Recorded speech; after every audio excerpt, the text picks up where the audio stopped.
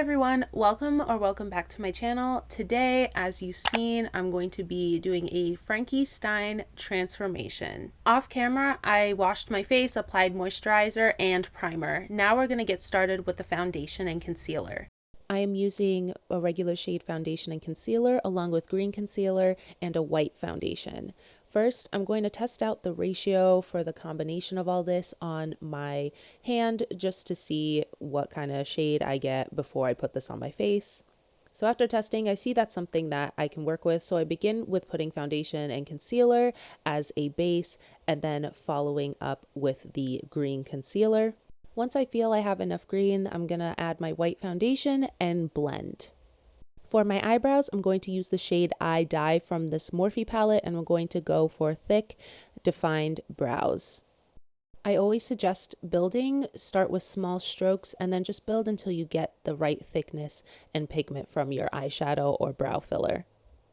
Likewise to how I regularly define my brows, I'm going to take the green concealer and apply it below and blend it just so I don't lose that green tint around my eyes, and I'm also going to apply it above and do the same thing.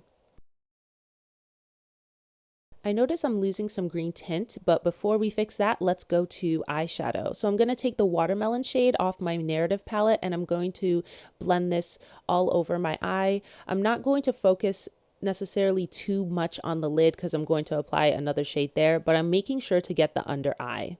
Next, I'm going to take purple and I'm going to apply this directly in the crease for definition.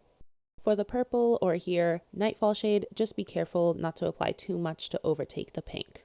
After I'm done with Nightfall, I'm going to take Pacific Blue and apply this to the lid of my left eye.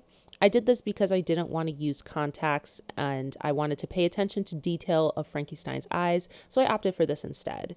And I made sure to get some of the under eye as well. For my other eye, I'm going to use the shade Seafoam and do the same thing as I did with the Pacific Blue. I'm noticing it's a little too teal, so I'm going to use Sunset Gold and apply it over the seafoam to get a more green look. So here's how it looks so far. I'm going to use the shade Charcoal as my eyeliner. If you have eyeliner and would prefer to use that, feel free to use that. But the style, what I'm going for is a winged liner. But I don't want to have too thick of an eyeliner as I don't want this to overtake the blue. I'm making sure to get the inner corner of my eye and really define that as well as my under eye. Next is falsies. I'm using my Sephora lashes and my Kiss lash glue to have a really dramatic yet flared eye look. Of course, I'm just going to fan it so it gets tacky and then I'm going to apply with tweezers. If you watch my Aaliyah video, you remember how I broke up my lashes. So I actually still reuse that for lashes under my eye, and I'm going to use the same technique for this look as well. Now it's lipstick time. I'm just going to use the shade Hibiscus because I don't have red lipstick, but of course, if you have red lipstick, use it. Before I put on my finishing touches, I just want to correct any patches with my foundation, whether it's too green, too white, or there's not enough color. This is purely an artistic choice, but I decided to use Seafoam to contour my face. I just wanted to define my nose and my cheeks. For contouring, I decided to just use my eyeshadow brush. I didn't want to have green contour when I'm doing future makeup looks, so if you have an extra sponge or a cosmetic wedge, I would use that, but I just did not want to deal with cleaning, so that is why I am using a eyeshadow brush for both my nose and my cheeks. Going back to my Morphe palette, I'm going to take the I Dye shade and start outlining the stitch that is on Frankie's face. After outlining, I'm going to take ColourPop's Super Shock Shadow in the shade Liberty and fill in.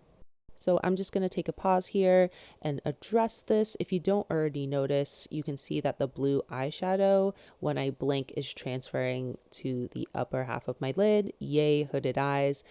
Usually I just fill this in. Before you come at me in the comments being like, see, you can't do makeup, blah, blah, blah. I don't know how I didn't notice this, but a quick fix, I just fill it in. Anyway, I'm still proud of this look and it still looks good, but unfortunately I can't really do anything about it now that this has already been recorded. Thanks for understanding.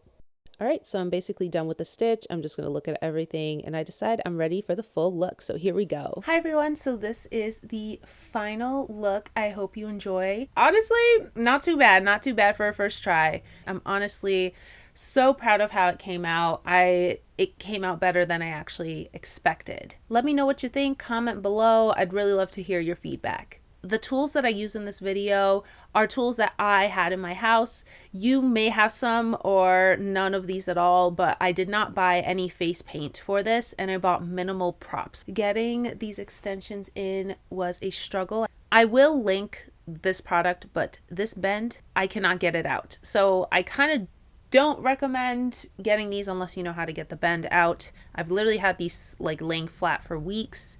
I am also proud to say that the majority of the colors that you see are from this talc-free palette. As some of you know, I'm limiting my makeup to mainly talc-free products. Please let me know any future suggestions for future transformations. Now that I got through all that, now it's time for our celebratory.